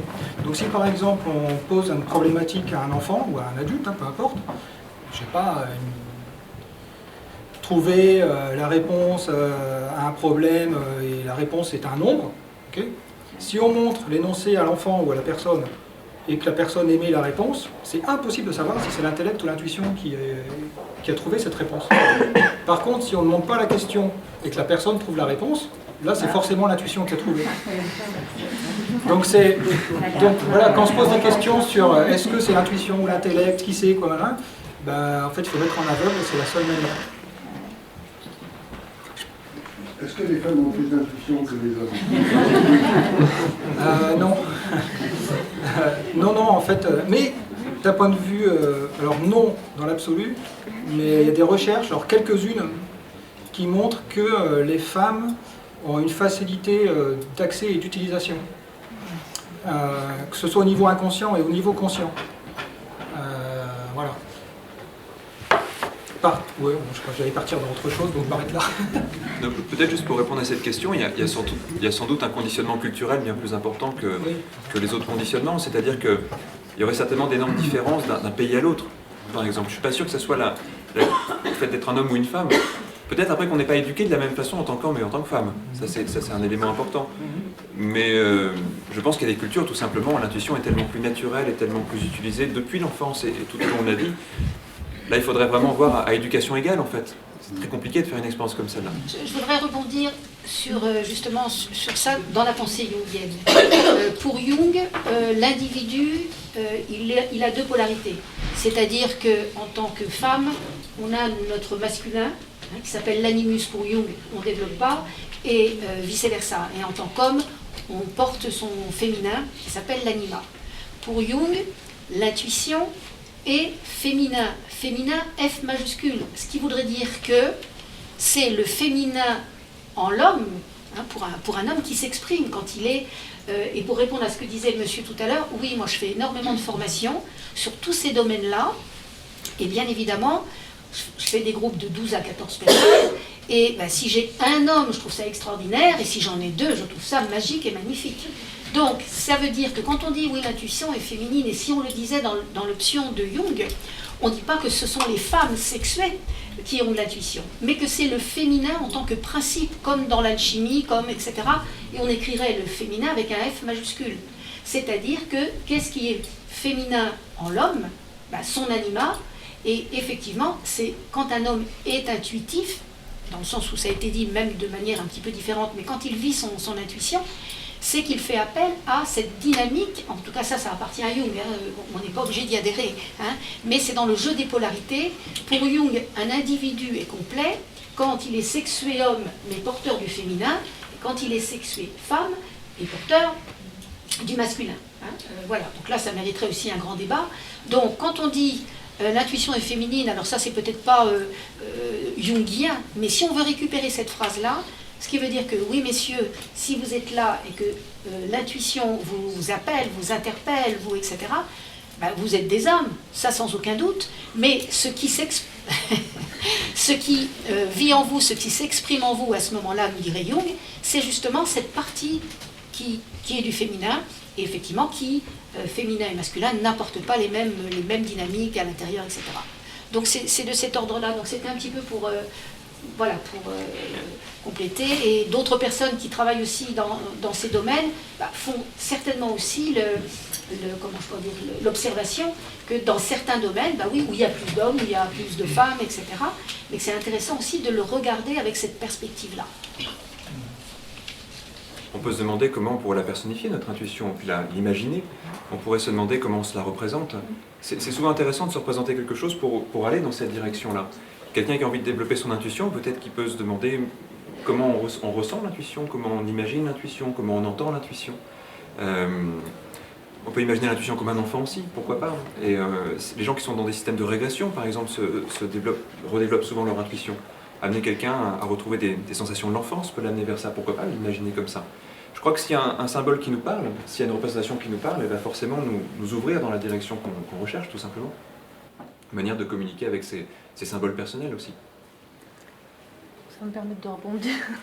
Je voudrais revenir sur ce que vous disiez tout à l'heure, c'est qu'il faut écouter sa petite voix quelque part qui dit je l'avais su, pourquoi j'ai fait ça, et en même temps, qu'est-ce qui nous dit que c'est une vraie intuition et pas une peur ou une autre émotion qui va nous faire dire ça. C'est là la difficulté d'être à l'écoute de son intuition.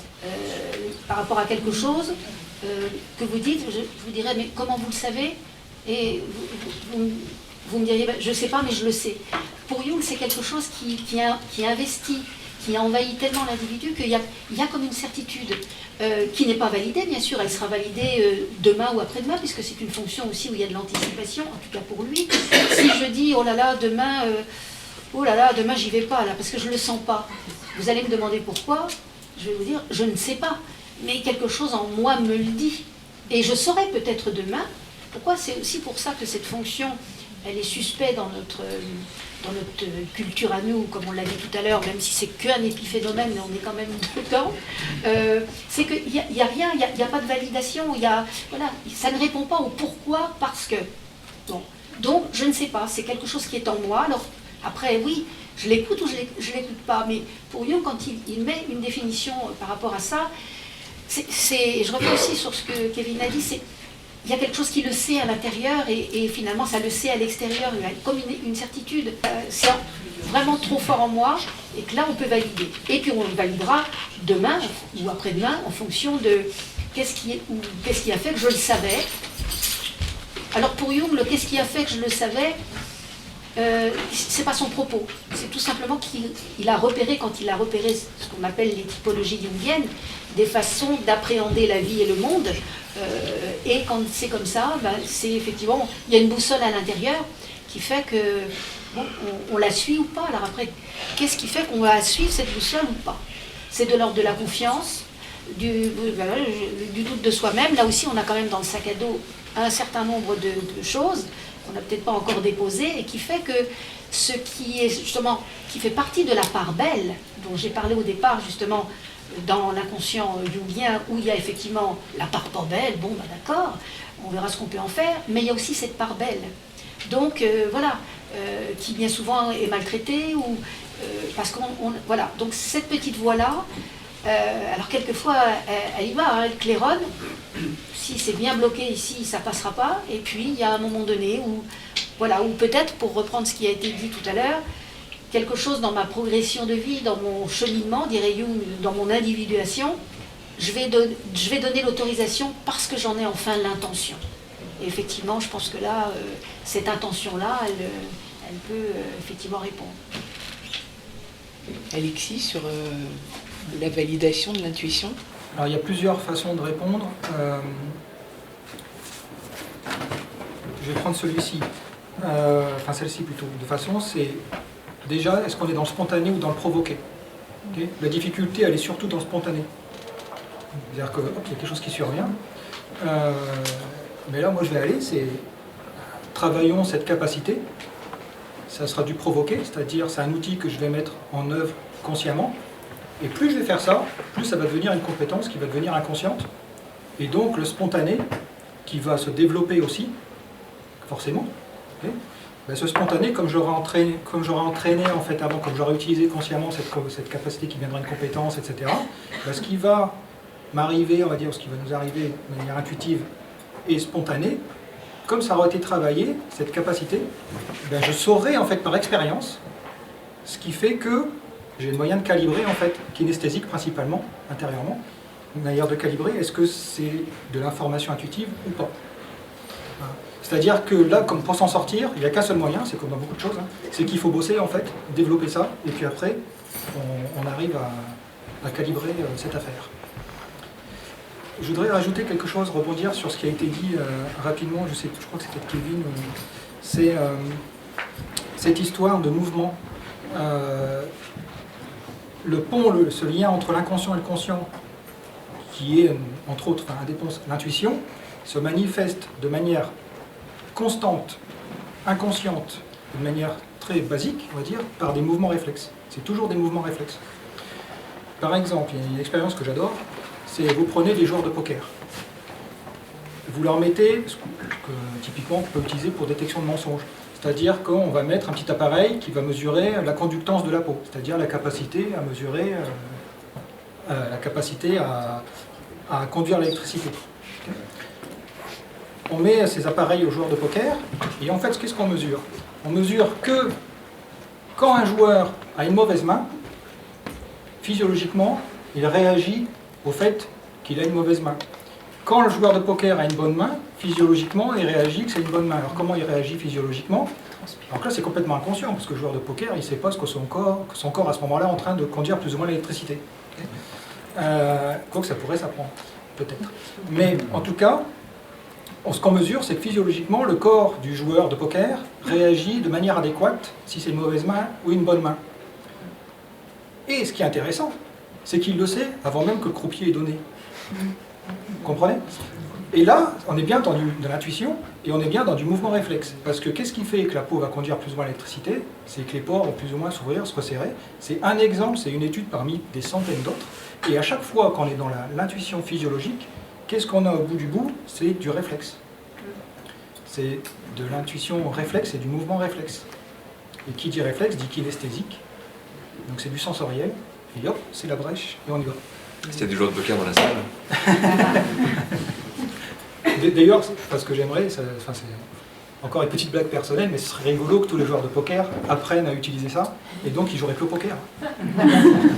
Parce que tout le monde saurait ce qu'il a, quoi. Voilà. Est-ce qu'on peut continuer encore avec... Oui. Moi j'ai juste une question, c'est est-ce qu'on peut avoir de l'intuition sur tout, sur n'importe quel sujet? Parce que j'ai l'impression que l'intuition qui est plus personnelle, et c'était la question intuition plus personnelle et intuition collective dont parle Jung, l'intuition personnelle elle va être portée sur tes valeurs, sur tes croyances, donc sur quelque chose où tu vas être quand même plus proche avec un discours intérieur entre ton conscient et ton inconscient. Après si on me dit comment s'appelle, si je te dis j'ai un chat, quelle est ton intuition sur comment il s'appelle, à ce moment-là, est-ce que ton intention conscientisée te permet de mettre en place les ressources qui te permettront vraiment, selon toi, à trouver la réponse, même si c'est pas quelque chose qui te tient vraiment à cœur, ou pour te connecter à l'intention plus collective, si j'ai l'impression que ça, tu vois le monde comme ça, c'est-à-dire que j'ai l'impression que tu te connectes à ton que tu te connectes à l'intuition collective pour récupérer l'information de quelque chose qui t'est pas vraiment propre. Alors. Enfin, qui t'est moins propre à toi personnellement. Oui, c'est quoi la question? Donc, non mais est-ce que tu peux avoir de l'intuition sur tout? Moi je comprends. Enfin, aujourd'hui, tu vois, aujourd'hui, il n'y a rien qui montre que quelque chose va nous empêcher de savoir quoi que ce soit. C'est-à-dire qu'il n'y a rien qui montre que quelque chose est impossible en termes de prise de conscience d'une information quelconque. Tout est dans l'intention en fait. Pour peu qu'on ait l'intention, hop, en fait dès qu'on a l'intention, on sait déjà. Tout le travail qu'il y a à faire avec l'intellect et l'exploration, tout ça, c'est pour prendre conscience de ce qu'on sait déjà. Okay. Après, est-ce que c'est favorisant pour soi-même plutôt que pour quelqu'un d'autre, etc. Voilà, si je me base encore sur ce qui est montré en labo, on voit que plus on va avoir de la luminosité, donc on est du côté de Jung, si je la fais... plus il va y avoir une charge émotivo-culturelle, plus il va y avoir de l'émotionnel ou de la connaissance en fait sur quelque chose, plus ça va favoriser la prise de conscience. C'est comme si, quand quelque chose était lumineux, et bien en fait, l'intention, elle va plus facilement pointer. L'intention, c'est vraiment comme si, c'est l'outil qui permet de pointer sur quelque chose. Ben, plus quelque chose va être chargé émotionnellement, culturellement, plus il y aura d'informations, voilà, c'est de l'entropie, mais plus il va y avoir quelque chose qui bouge, etc., plus ça va être facile de rester scotché, si on veut, sur ce truc qu'on veut savoir. Donc plus ça va être simplifié, plus ça va être simple. Si je peux me permettre, peut-être un autre versant de cette question-là. Tu parles d'intuition pour soi. Ce qui n'est pas toujours simple parfois, c'est qu'on peut être pris par un processus de déduction. On pourrait vouloir l'intuition et en même temps on essaie de déduire parce que le mental est habitué à déduire. Et c'est, je pense, pour ça que certaines personnes vont dire qu'il est plus difficile d'avoir de l'intuition sur soi que sur des choses qu'on ne connaît pas du tout. Comme tu disais, dans le travail des intuitifs, il n'y a pas la question qui est posée. C'est-à-dire qu'il y a un travail qui se fait directement sur quelque chose, il n'y a aucune information dessus. Ça protège sans doute de la volonté de déduction parfois. Mais il y a des techniques pour retrouver cette distance avec soi-même, tout simplement. Déjà peut-être faire baisser son enjeu émotionnel, ce qui peut aider, pratiquer une sorte de dissociation avec soi, se remettre à distance. Je pense que c'est pas parce qu'il y a une problématique qui est posée qu'il n'y a pas une solution. Par contre, on peut se poser la question des solutions que ça entraîne. Et je pense qu'il y a des états particuliers de la conscience dans lesquels on retrouve une certaine distance avec soi, qui permettent d'aussi avoir l'intuition sur soi. Ça demande simplement peut-être une étape préalable pour que la conscience ne soit pas en train d'essayer de s'approprier les choses. Et évidemment, quelqu'un qui a un enjeu émotionnel très très fort risque de vouloir aller mettre sa volonté dedans, parce que c'est un réflexe parfois qui a été acquis. Mais ça peut se travailler là encore, ça peut se dépasser, je pense. On met parfois, si je reprends l'idée tout à l'heure du rapport avec l'inconscient, cette métaphore d'amener les gens dans leur inconscient, c'est une manière de leur dire, regarde-toi à partir d'un regard différent, d'un point de vue différent, presque inconnu, puisque c'est une partie qu'on ignore d'habitude. Regarde-toi à partir de ce point de vue-là, et qu'est-ce qui te vient? Et on s'aperçoit que très souvent les gens ont les réponses, mais que c'est dans cet état-là qu'ils en prennent conscience. Donc oui, l'intuition sur soi, je pense qu'on peut l'avoir. Et sur ce qui nous touche aussi, je pense qu'on peut l'avoir. Il manque peut-être juste un petit travail en plus. Peut-être l'objectif de Kevin, ce serait d'avoir que les gens aient de l'intuition sur eux-mêmes. L'objectif d'Alexis, d'avoir de l'intuition sur autre chose que nous-mêmes et d'accéder à des informations qui sont justement inconnues et qui sont plus loin de nous. Objectif professionnel, oui. Objectif professionnel. Personnel, j'imagine que c'est pas mal d'avoir de l'intuition sur soi quand même. Oui. Mais puis je sais pas, il n'y a jamais personne qui m'a embauché pour avoir l'intuition sur moi-même. Malheureusement. Pour rebondir sur... Oui, peut-être, je sais pas si tu veux répondre à la question aussi, enfin la comparaison. Moi, dans ce que je fais, l'un et l'autre, parce que quand je suis en face de quelqu'un, évidemment, ce que j'ai besoin, c'est d'avoir l'intuition de l'autre. C'est pour ça qu'en hypnose, entre autres, on pose pas de questions sur la personne. On essaie de ne pas avoir beaucoup d'informations parce qu'on veut surtout accéder à son inconscient. Mais quand je forme des personnes à la pratique à l'hypnose, j'essaie de leur apprendre à avoir l'intuition d'eux-mêmes aussi, en même temps que de l'autre. On a des procédés pour ça, il y a quelque chose qu'on appelle la synchronisation, par exemple, qui consiste à amener les gens à se mettre au même rythme, que l'information elle circule, à respirer au rythme de l'autre, etc. Enfin, il y a plein de techniques qui sont en fait des techniques d'intuition. Le fait d'avoir un langage qui n'est pas trop spécifique dans l'accompagnement, qui permet aux gens de créer leurs propres associations d'idées. L'hypnose est une technique qui est censée favoriser autant l'intuition du praticien, pour qu'il évite de se projeter, pour qu'il évite d'interpréter, que de laisser émerger l'intuition de l'autre. Donc je pense que, en tout cas, du côté de l'hypnose, il y a les deux aspects qui sont très intéressants. Oui. Je voulais rebondir très rapidement sur l'aspect émotionnel, ce qu'on disait finalement là. Ma réponse était effectivement incomplète. Quand je disais que ça favorisait, plus ça va être émotionnel, plus ça va favoriser. Parce que ça va scotcher, on va dire, attirer l'attention. Mais il n'y a rien de plus difficile que d'avoir l'intuition sur soi-même. Parce qu'effectivement, on va être pollué complètement par l'émotionnel. Et c'est par l'apprentissage, par du travail sur soi au sens large, peu importe les méthodes, peu importe qu'on va pouvoir plus facilement, petit à petit, éliminer, entre guillemets, enfin en tout cas réduire l'émotionnel, etc. Voilà.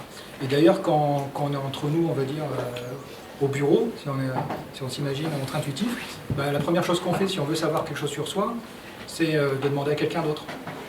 Demander à un collègue, en fait. On ne va pas se demander à soi-même. Sauf si on est tout seul. Mais si on a la solution d'avoir quelqu'un à côté, on va demander à quelqu'un. Parce que pour soi, c'est vraiment ce qu'il y a de plus difficile. Et c'est par l'apprentissage et la pratique sur la recherche intuitive d'informations sur d'autres choses que petit à petit, on va renforcer, on va dire, la compétence qu'on a à faire cet exercice sur soi-même. Comment est-ce qu'on arrive à mettre de côté les émotions en étant en empathie avec la personne et en écoutant son intuition? C'est une question un peu précise. C'est les intuitions de l'autre qu'on accueille, c'est pas les siennes. Oui, mais il faut aussi soi-même être intuitif pour pouvoir... Il y a une résonance. Être connecté. Oui, tout à fait. Si j'accompagne une personne sous hypnose, je peux ressentir ses émotions. Moi, j'ai pas mes émotions personnelles. Si j'accompagne une personne parce qu'elles n'ont rien à voir là, ça serait pas sain, quelque part, si j'avais mes émotions personnelles. Alors, ça ne veut pas dire qu'il y en a zéro. Je pense que ça serait un peu illusoire de dire ça. Mais en tout cas, on se connecte autant que possible à l'autre. En fait, je pense aussi qu'on essaie de rentrer dans le même état que l'autre. Là encore, je parle que de l'hypnose. Je ne sais pas en accompagnement jungien, mais il me semble qu'il y a aussi des points communs dans tout ça. Quand on met quelqu'un dans un état d'hypnose, on rentre avec lui dans cet état-là. On ne laisse pas partir tout seul dans cet état-là. On crée une connexion forte. Et on rentre au même rythme que lui, avec ses mots à lui. On reprend les mots de l'autre, on reprend la façon de parler de l'autre. On devient un miroir de l'autre à un moment donné. Quelque part, on disparaît. On disparaît pour qu'il n'y ait que l'autre qui existe face à lui-même, en quelque sorte. Et on lui redonne ses idées, on lui redonne ses mots, on lui renvoie tout ça pour que ça crée un nouveau brassage à l'intérieur de son inconscient. Donc en fait, on se sert simplement d'un état différent pour que l'autre puisse se rencontrer. Et le praticien, l'accompagnant, disparaît autant que possible. Quand on arrive à ça, je pense qu'on a un terrain favorable pour reconnecter les gens à leur intuition. Maintenant, imaginons quelque chose. Si je reçois une personne qui me parle d'une émotion et que j'ai moi-même cette émotion-là, elle me parle de mon histoire, par exemple, ou je crois qu'elle parle de mon histoire parce que j'en sais rien, mais ça me connecte. Là, il y a un risque de projection qui est fort parce que je crois peut-être comprendre la personne, mais je la comprends à partir de mon intellect. Imaginons, quelqu'un me dit voilà, j'ai vécu ça dans mon enfant, j'ai peut-être vécu la même chose, ça résonne, j'ai pas assez travaillé sur moi, il y a un truc qui me submerge. Là, c'est mon émotion. Du coup, est-ce que je peux accompagner cette personne à la reconnecter à elle-même? J'ai intérêt à travailler sur moi avant, en tout cas. Je ne pourrais peut-être pas être dans le même accompagnement que d'habitude. Donc c'est bien pour montrer que c'est toujours renvoyer l'autre à son vécu à lui-même, et non pas interférer avec le nôtre, ou au minimum être discret, en tout cas, dans la relation. C'est peut-être différent, je ne sais pas. Non, non, mais voilà, l'empathie n'est pas l'identification. Ça veut dire que l'empathie à la souffrance de l'autre, etc., n'est pas de s'identifier. Là, c'est tout à fait ça. Ça veut dire que pour des raisons, voilà, on n'a pas assez appris à mettre cette fameuse distance. Et que là, on ne peut pas être efficace, ni pour soi, ni pour l'autre, etc. Parce qu'on ne devient pas l'autre dans sa blessure ou sa souffrance, on ne pourrait pas l'accompagner. Donc oui, il y a de l'empathie, mais l'empathie n'est pas l'identification à la problématique de l'autre. J'aurais envie de dire dans n'importe quelle forme de travail thérapeutique, quand un thérapeute accompagne son patient, quels que soient les outils, il y a ce moment-là où effectivement, voilà, il y a cette distanciation. Sinon, on revient dans une histoire complètement indifférenciée, et là, il n'y a plus d'efficacité possible. Donc, certes, le patient souffre, mais on n'est pas le patient. Donc, par conséquent, là où effectivement l'accompagnement est possible, il l'est. Sinon, ça, je pense que c'est dans toute forme de travail thérapeutique. En tout cas, ça vient alerter quand même le thérapeute qu'il se passe quelque chose là, et que peut-être, voilà. Donc, il y a toujours un enseignement quelque part, de toute façon, mais voilà, il faut en prendre conscience, quoi. Il y a toujours les deux versants d'une chose. Donc il y a une intuition. Est-ce que l'intuition nous trompe quelquefois, et dans ces cas-là, elle ne s'appelle pas l'intuition, ou est-ce que quelquefois on a une mauvaise intuition? Non, par définition, l'intuition est toujours juste. Enfin, moi je suis très basique dictionnaire. Ouais. Et d'ailleurs, c'est très basique dictionnaire parce que c'est connaissance non raisonnée. C'est capacité à produire une connaissance non raisonnée. Si c'est une connaissance, elle est valide. Okay. Et puis par ailleurs, c'est intéressant, c'est productif de penser que le dictionnaire a raison, parce que si on se dit qu'il a tort, et ben, tout de suite, c'est-à-dire qu'on n'a pas confiance dans son intuition. Donc là, on est mal barré. Pour répondre à la question de monsieur, est-ce qu'on peut accéder à son intuition de manière symbolique et ou de manière tout à fait objectivable, standard, on va dire? Les deux moyens d'accès, en fait, ce sont les deux moyens d'accès. Mouvement réflexe, vous allez taper dans du symbolique. Okay, et là, on est face à une convention. C'est-à-dire que si je fais tel mouvement réflexe, et ben par convention, je me dis que ça veut dire telle chose. Et si mon mouvement réflexe est différent, je dis que ça veut dire telle chose. Donc là, on est clairement dans du symbolique. Et donc, si je dis, ok, j'aimerais savoir, si, je vous donne un exemple, si un lieu, okay, imaginons que j'ai envie de savoir où un tel est parti en vacances, où moi je vais aller en vacances, etc. Comment savoir les caractéristiques majeures du lieu? Est-ce que ça va être principalement du naturel, principalement du construit par l'être humain, ou principalement de l'eau? Là je me dis, ok, j'ai un mouvement réflexe qui va correspondre à naturel, un mouvement réflexe qui va correspondre à construit par l'être humain, et un mouvement réflexe qui va correspondre à de l'eau. Et ce mouvement réflexe, pour peu que je prenne un papier et un crayon, j'ai mon mouvement réflexe qui vient quand je vais m'interroger, et dans ce mouvement réflexe que je vais fixer sur le papier, je vais avoir un symbole, et qui va contenir l'information. Donc ça, c'est le premier moyen d'accès, puisque le moyen d'expression de l'intuition qui est toujours présent, ce sont les mouvements réflexes. Et puis, le deuxième moyen d'accès, enfin le deuxième moyen de décodage plutôt, c'est pas de l'accès, c'est du décodage de l'information. Là, on va être dans, tout est symbolique quelque part, mais dans l'information qu'on peut objectiver sans convention, en tout cas sans convention supplémentaire. Par exemple, savoir que tel lieu, il est comme ci, comme ça, c'est-à-dire qu'il y a une maison, ceci, cela. Les deux fonctionnent, mais clairement, il faut attaquer par le symbolique. puisqu'on va attaquer par le mouvement réflexe. Kevin, tu veux ajouter quelque chose peut-être? Non, je suis assez d'accord. non, mais c'est pas tout simplement, oui, c'est l'écoute du corps sur le symbole. Ce qui est intéressant parfois, c'est de voir comment l'information elle parvient, puis de se dire que c'est une porte d'accès, donc d'aller plus loin. Je pense qu'un symbole à ce sens-là, c'est un accès à quelque chose et que ensuite on peut aller derrière le symbole pour aller voir ce qui nous dit. C'est un peu ce que je disais tout à l'heure dans le fait de laisser notre inconscient traduire nos rêves, c'est que parfois les rêves sont très très symboliques. Et on peut demander à notre inconscient, je pense qu'on peut quelquefois se dire tiens, je ne sais pas exactement ce qu'il y a derrière ce symbole-là, etc. Et très souvent, cette partie de nous-mêmes peut nous gérer d'autres explications, d'autres traductions de tout ça. Je pense que dans l'idéal, en fait, on devrait pouvoir créer, et je crois que l'état d'hypnose, c'est peut-être une des réponses possibles à ça, un état intermédiaire où le conscient et l'inconscient peuvent se comprendre. Comme on pourrait créer un endroit où deux personnes qui parlent d'un langage différent peuvent avoir une sorte de traducteur qui leur permet de s'entendre un peu mieux et de se comprendre un peu mieux. Et je pense qu'il y a ces états intermédiaires comme l'hypnose, comme des états de méditation, etc., où le langage du conscient il peut être compris par l'inconscient, et le langage de l'inconscient peut être compris par le conscient. Sans doute qu'entre les deux, il y a beaucoup de symboles. Mais les mots sont déjà des symboles, et puis les images de l'inconscient peuvent en être aussi. Donc on pourrait imaginer comme ça un lieu où les traductions pourraient se faire, tout simplement. Je crois qu'on va s'arrêter sur cette image. Je vous remercie à tous d'être venus. Je vous signale que le prochain jeudi de l'intuition, nous recevrons Laurent Gounel, l'écrivain, qui va partager avec nous son vécu intuitif et créatif. Voilà, je vous souhaite une bonne soirée.